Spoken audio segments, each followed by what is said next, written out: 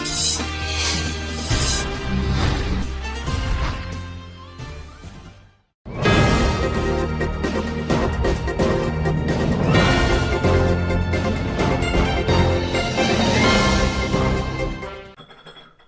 मैं हूं गोपाल राजपूत करण। मेरी दिल्ली मेरे संग की खास मुलाकात में आज मैं आपकी मुलाकात कराऊंगा हरियाणवी फिल्मों के जाने माने डायरेक्टर संजीव वेदवान से। तो संजीव जी, आप हमारे स्टूडियो में आए तो हम आपका धन्यवाद करते हैं। आज आप बताइए, आपने अपना कैरियर कहाँ से शुरू किया? कैरियर तो भाई दिल्ली यूनिवर्सिटी में गांव में से पढ़ने आए थे। अब बनने लगे पत्रकार बनते बनते जो है फिल्म इंडस्ट्री में आ गए। और पहली फिल्म थी उत्तर कुमार की डियर वर्सेस बियर, जो सिनेमा पे आई और अच्छा बिजनेस भी किया। तो ये पत्रकारिता से फिल्म लाइन कैसे, कहाँ मोड़ खा गई आपकी लाइफ? जब कोई पत्रकार नहीं बन पाता वो फिल्म में चले जाता है। यही होता है। या कोई ज़्यादा सक्सेस हो जाता है पत्रकार, वो फिल्म में आ जाता है। कहा जाता है कि ये जो फिल्म जगत है इसमें अक्सर लोगों को बहुत स्ट्रगल करना पड़ता है, और आज आप एक जाने माने चेहरे हैं और आपने काफ़ी लोगों को आज एक नई पहचान दिलाई है। तो आपका सफ़र कैसे रहा? संघर्ष या? हाँ, संघर्ष तो होता ही है। ये तो इंडस्ट्री ऐसी है, चाहे छोटे लेवल पे काम करे कोई या बड़े पे करे, सबको संघर्ष तो करना ही करना है। बिना संघर्ष के तो किसी को सक्सेस नहीं मिलेगी। जिसको मिल जाती है वो जल्दी जो है उड़ जाता है। समझो किसी की पहली फिल्म हिट हो गई तो उसकी अगली फिल्म हिट होने के लिए सब बहुत इंतज़ार करना पड़ता है, तो उसका तब स्ट्रगल शुरू हो जाता है। तो आपकी शुरू की पहली फिल्म में कौन सी फिल्म थी जिससे आपको पहचान मिली? डियर वर्सेस बियर थी, जिससे मुझे लोगों ने ये पहचाना कि भाई ये कोई डायरेक्टर है। उसके बाद फिर एक और फिल्म थी, ये कैसा पल दो पल का प्यार। डियर वर्सेस बियर, तो उसके कुछ सीन आपको?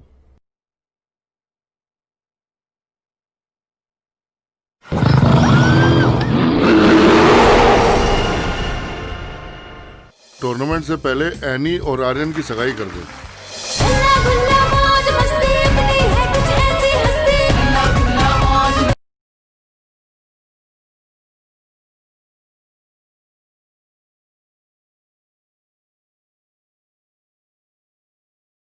मैं किसी शैतान के साथ बैठ सकती हूँ, पर इस बदतमीज के साथ कभी नहीं, नेवर। जुबान तो बड़ी कैंची की तरह चलती है तुम्हारी। और तुम्हारी हथौड़े की तरह। मैं बुलाने नहीं गई थी किसी अगलू को अपनी मदद के लिए, खुद आए थे हीरो बनने के लिए। ओहो, अब की बार किसी को मुसीबत में देखूंगा तो पूछ लिया करूंगा मदद करूं या ना करूं। हाँ, ठीक है, तुम मदद कम करते हो और अकड़ते ज्यादा हो। मैं अकड़ता हूँ? कमाल है, मुझे ही नहीं पता। पागल को कभी पता चलता है कि वो पागल है? मिर्ची लगी देखो, मिर्ची लगी, जड़ी जड़ी देखो है फुल जड़ी। मिर्ची लगी देखो, मिर्ची लगी, जड़ी जड़ी देखो है फुल जड़ी। I'll help my friend, you understand? एक गड्डी ने भी ना हुणे खराब होना। Oh my God!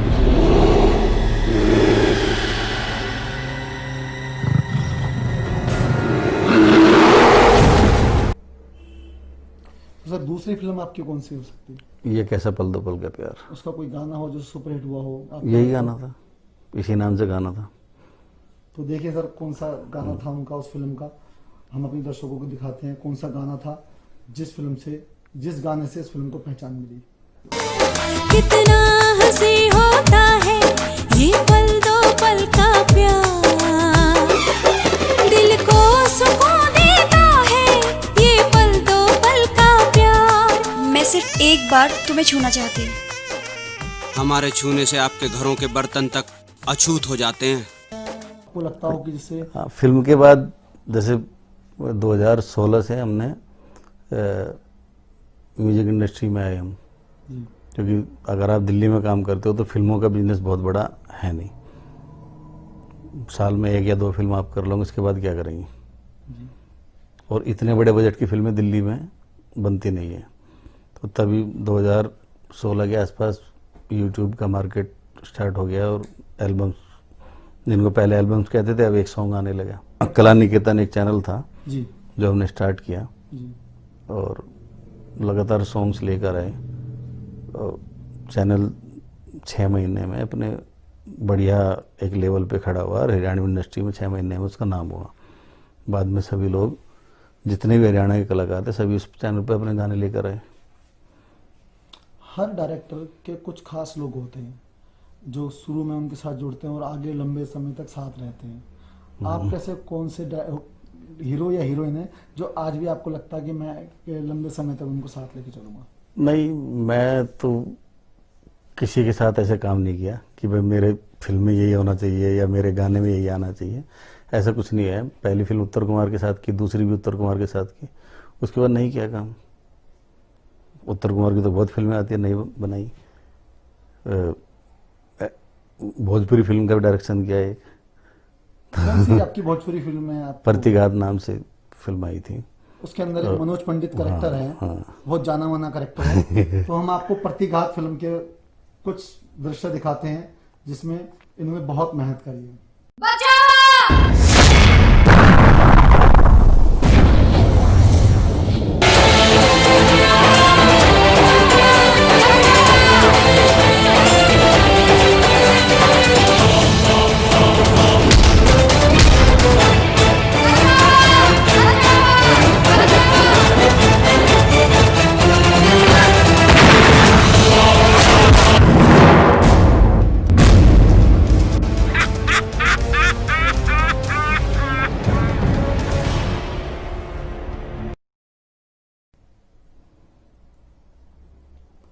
तो प्रतिघात के बाद कोई नया कुछ प्रोजेक्ट? प्रतिघात के बाद लगातार सॉन्ग्स आए। जो टी सीरीज हरियाणवी चैनल आया उसके लिए भी सॉन्ग्स आए, फिर एक सो कमल के नाम से चैनल आया उसके लिए सॉन्ग्स आते रहे, और फिर अपना चैनल लेकर आए रंगताल रिकॉर्ड्स।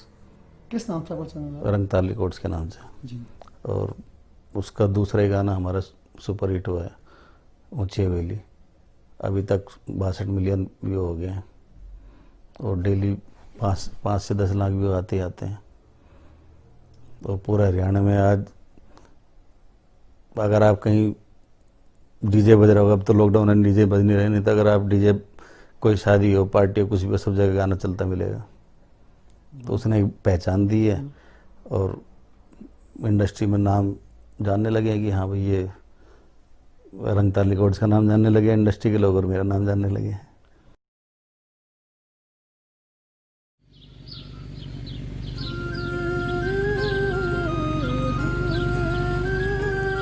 बिल्लू, ओ बिल्लू, बिल्लू ना है कि? भाई तो ना है, घर में कोई और भी है जो तने याद करे। जानू जिब जाने तो उससे मिले बिना ही क्यों जाना है? तू ना समझी, मैं तो ना समझू पर तू समझा दे। थारा मारा कोई नहीं होगा, तू सन्यारी सब ते। ओ मेरा दिल को न मन तेरे पे अटके, ओ तेरी होड़ को न होगा, तू सन्यारी सब ते। तन्ने देख मेरा दिल पल पल धड़के, तन्ने देख मेरा दिल पल पल धड़के। ओ थारी ऊंची सी हवेली मारा घर टप के, ओ थारी ऊंची सी हवेली मारा घर टप के। ओ मन्ने रहना तेरे दिल में, तू से सब ते बढ़ के।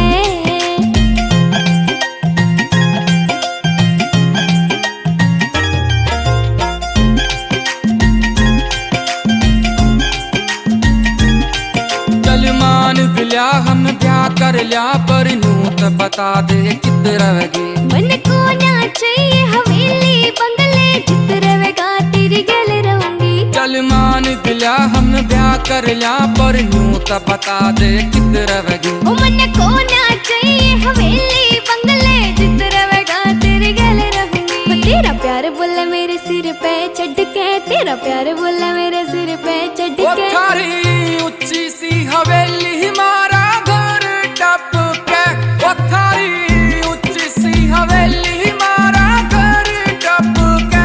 आज आप अपने आप को कहाँ मानते हैं? कितना 10 में से कितने नंबर दें?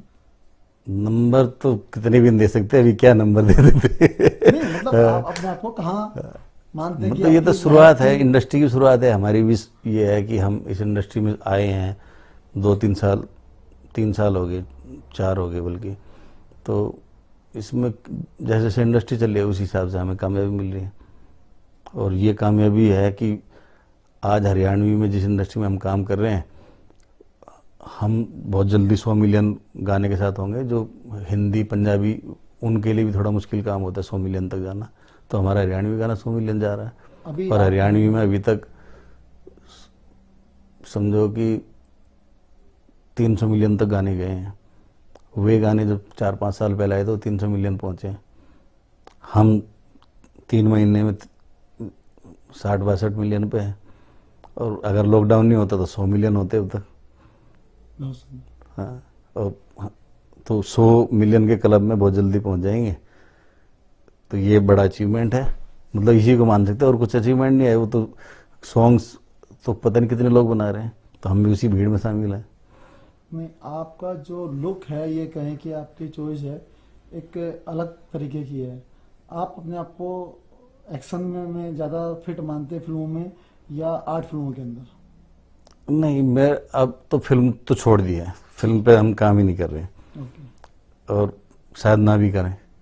अब सिर्फ म्यूजिक इंडस्ट्री में काम कर रहे हैं, और हरियाणवी में ही काम कर रहे हैं, ना हिंदी में कर रहे हैं ना पंजाबी में कर रहे हैं और इसी में करेंगे, ये हमें विश्वास है। और हमें ये भी पता है कि अगले 5 साल में पंजाबी के बराबर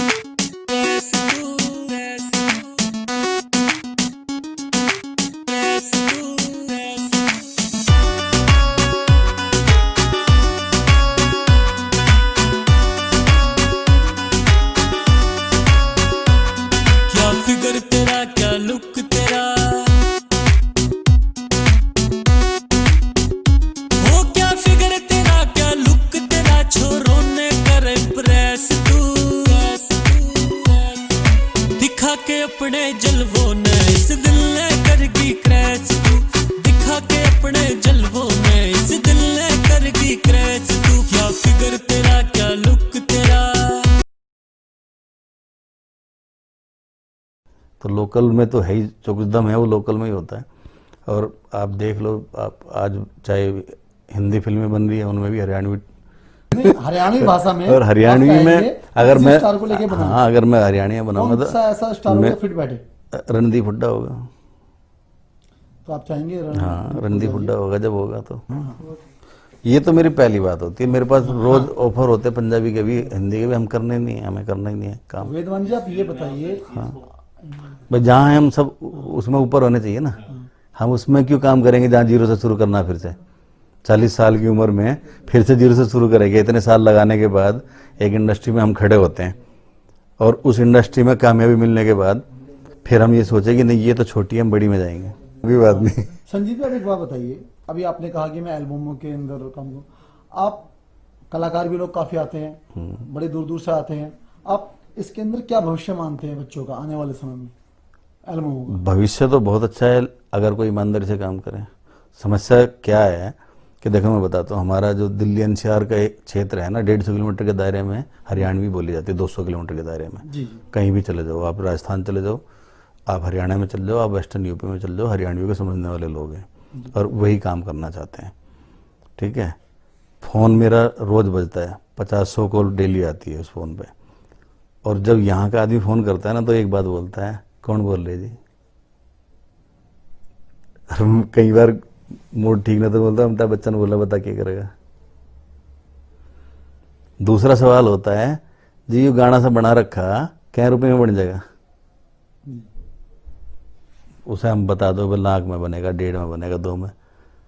अगर कुछ कमाई भी हो सकेगी, मतलब जो आना चाहता है ना, तो उसका पहला सवाल ये होता है कि कुछ कमाई हो जाएगी अभी, या मैं लगा दूं पैसा। मतलब उसके माँ बाप पैसा नहीं लगाना चाहते और मैं उस पर लगा दूं, तो मैं क्यों किसी पर पैसा लगा के नए आदमी पर अपने गाने को खराब कर दूं।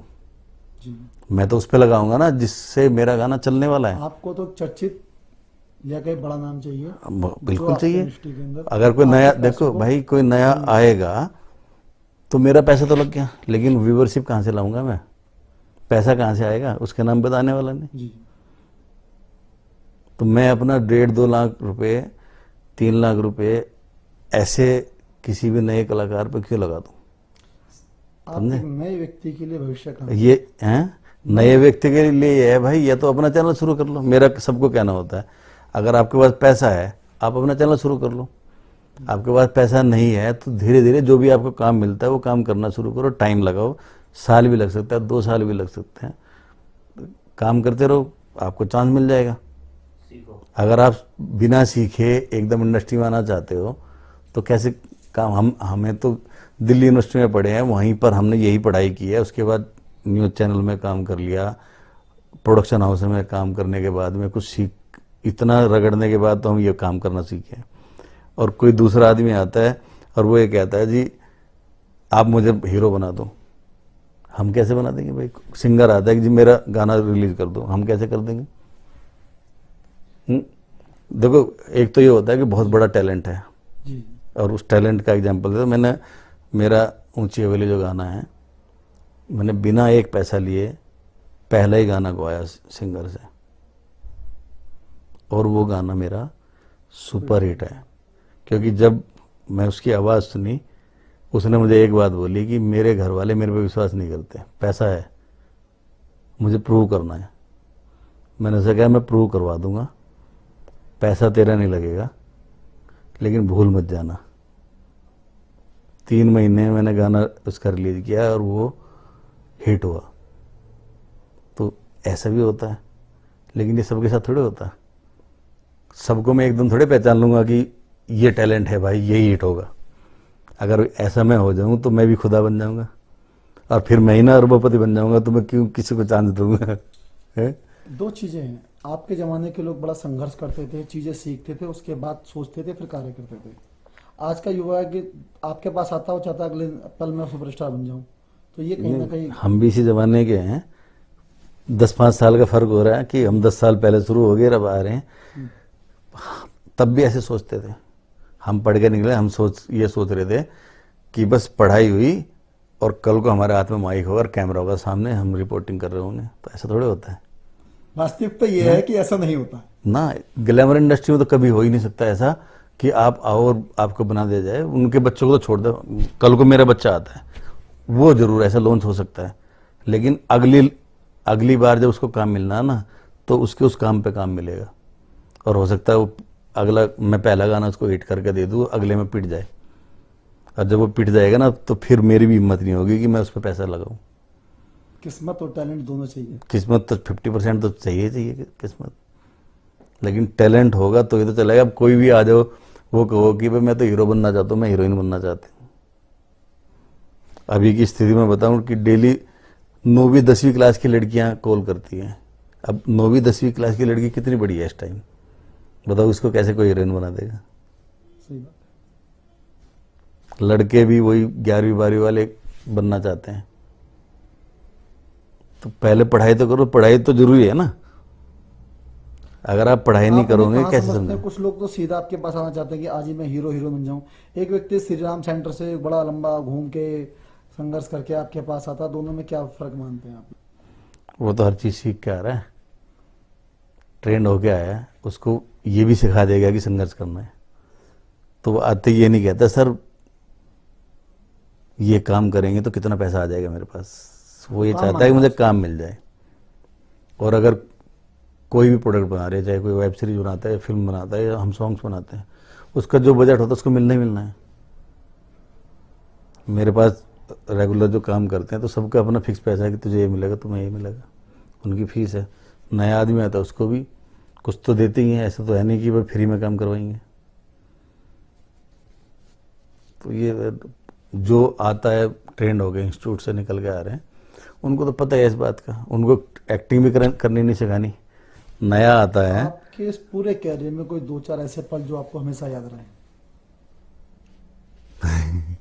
2-4 पल तो ये होता है कि देखो भाई, जब कभी भूल नहीं सकते अपने। नहीं, भूल भालने वाली तो बात जिंदगी में अभी तो कुछ आई नहीं कि क्या ना भूला जाए, है ना। लेकिन ये चीज़ है कि जब कामयाबी मिलती है तो कुछ ऐसे इंसिडेंट होते हैं जो आपको भी,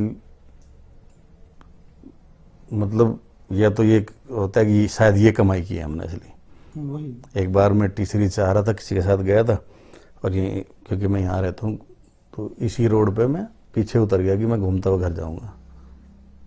मैं तो डायरेक्टर हूँ, लेकिन क्योंकि वो मुझे फेसबुक पे देखता होगा लगातार जी।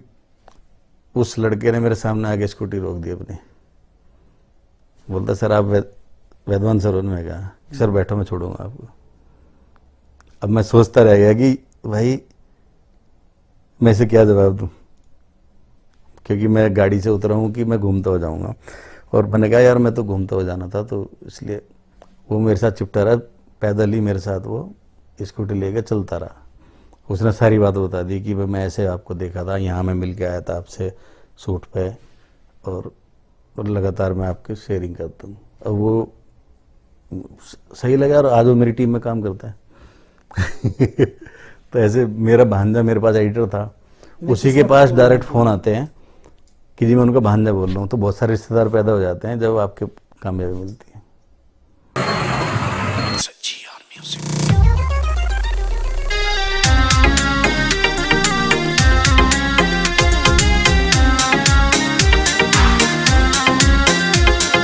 ब्यूटी पार्लर जाके तन्ने फेस कर लिया गोरा, ब्यूटी पार्लर जाके तन्ने फेस कर लिया गोरा। तू लाले कितना जोर तेरे पे मरे नहीं ओ छोरा, तू लाले कितना जोर तेरे पे मरे नहीं ओ छोरा। मैं आई सो छोट के ने मेरा घर बार, मैं आई सो छोट के ने मेरा घर बार। तन्ने मेरी नक दर तुसे किसा भरतार, तन्ने मेरी नक दर तुसे किसा भरतार, किसा भरतार। रेशानी छोड़ दे तू करना मेरे ते तकरार, छोड़ दे तू करना मेरे ते तकरार। तू सोच भी ना सके करूं इतना मैं प्यार। नहीं, जब आप तो संघर्ष सब भांजे मेरा ये पूछता है कि जी भांजा तो मैं हूँ, आप कहाँ कौन से वाले भांजे पैदा हो गए। मतलब संघर्ष में अकेले होते हैं आप? संघर्ष में तो होते ही हैं। संघर्ष में तो देखो घर वालों को छोड़ के कोई साथ नहीं दे सकता। मैं जब पत्रकारिता से निकला था तो मुझे भी खुद नहीं पता था, धीरे धीरे मैं ट्रैक चेंज किया। ट्रैक चेंज भी मैंने सोच के फिल्म इंडस्ट्री में नहीं आया। मैं फ्रीलांस करता था, दूरदर्शन के लिए काम करता था। मेरी एक दिन आते हुए आँख में कुछ ऐसा लगा कुछ गिर गया, और ये इंसिडेंट मेरा जरूर है कि जिसने मेरी लाइफ में मोड़ दिया कि मुझे दिखना बंद हो गया, और 6 महीने तक मुझे दिखाई नहीं दिया, सिर्फ रात में दिखता था, दिन में नहीं दिखता था। वो ट्रीटमेंट होता है, उसके बाद मैं ठीक होता हूँ, जिसमें 1 साल लग जाता है। मेरा एक फ्रेंड था, मैंने उसको बोला कि भाई अब मैं जॉब करना चाहता हूँ। उसने मेरा दीप्ति भटनागर के स्टूडियो में इंटरव्यू करा दिया। उसने मुझे रख भी लिया, उन्होंने मुझे स्क्रिप्ट दे दी। मेरे से लिखी नहीं गई स्क्रिप्ट। जो आदमी 1 साल तक पढ़ेगा नहीं तो वो कुछ नहीं कर सकता। फिर मेरे से लिखी नहीं गई, मुझे उसी दिन मना करके आना पड़ा कि मैं नौकरी नहीं कर पाऊंगा। फिर ये तलाश थी कि अब क्या किया जाए। तो हिंदी के बहुत बड़े राइटर हैं उदय प्रकाश, हिंदुस्तान में हर कोई नाम जानता है। मेरे एक कैमरामैन फ्रेंड है, उन्होंने उनसे मिलवाया और उनके साथ मैं बैठना शुरू किया, डॉक्यूमेंट्री फिल्म पे काम शुरू किया 500 रुपये से। 2001 में मैंने 500 रुपये में काम शुरू किया था रिसर्च का। लेकिन उनके घर में इतनी किताबें थी, वो सब पढ़वा दी मैंने उससे पहले कभी कहानियों की किताबें नहीं पढ़ी थी, न राइटरों को जानता था। वहाँ से मेरी लाइफ में बदलाव आया कि डॉक्यूमेंट्री फिल्म, फिर सीरियल, और फिर पत्रकारिता को भूल गए, और वो मोड़ उधर को चला गया। फिर उत्तर कुमार से मुलाकात होगी, वो फिल्म बना रहा था कि मुझे डायरेक्टर चाहिए, तो डायरेक्शन किया। वहाँ से उठ के आया कि जब आप अंधे हो गए हो ना, सोच के देखो जिसकी शादी होगी उसकी एक बेटी हो गई हो और वो अंधा हो गया हो, तो कैसे जिंदगी रही होगी 1 साल तक। वो तो घर वाले थे, पेरेंट्स थे, वाइफ की फैमिली थी, सबने सपोर्ट किया। ट्रीटमेंट हुआ, दोबारा देखने के लायक हुआ और काम करना शुरू किया। 2001 में पहला सीरियल किया और उसके बाद तो लगातार काम है। कभी ऐसा नहीं हुआ, चेंज होता गया। डॉक्यूमेंट्री थी, फिर सीरियल पे गए, फिर फिल्म पे आ गई, और फिल्म से अब म्यूजिक एल्बम पे है। और अब शायद चेंज नहीं होगा, म्यूजिक एल्बम ही रहेगी जब तक काम करेंगे। अपना चैनल है, दूसरों के लिए बहुत लिमिटेड काम है, अपने चैनल के लिए काम है सारा। संजीव जी, आप हमारे स्टूडियो में आए, बहुत बहुत आपका धन्यवाद। मेरी दिल्ली मेरी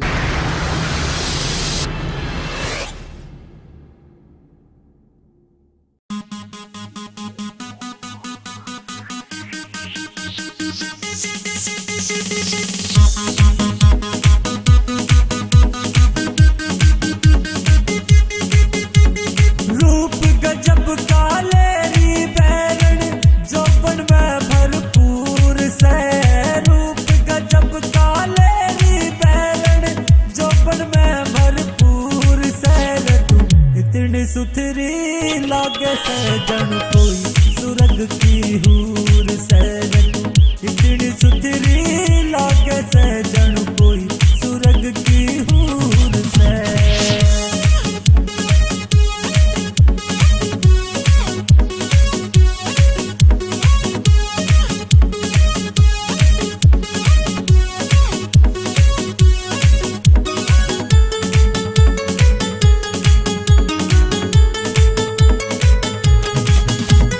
काली घटा सी जुल्फ तेरी है, ठाडा विगण मचारी से तारी से तारी से। हाय काली घटा सी जुल्फ तेरी है, ठाडा विगण मचारी से।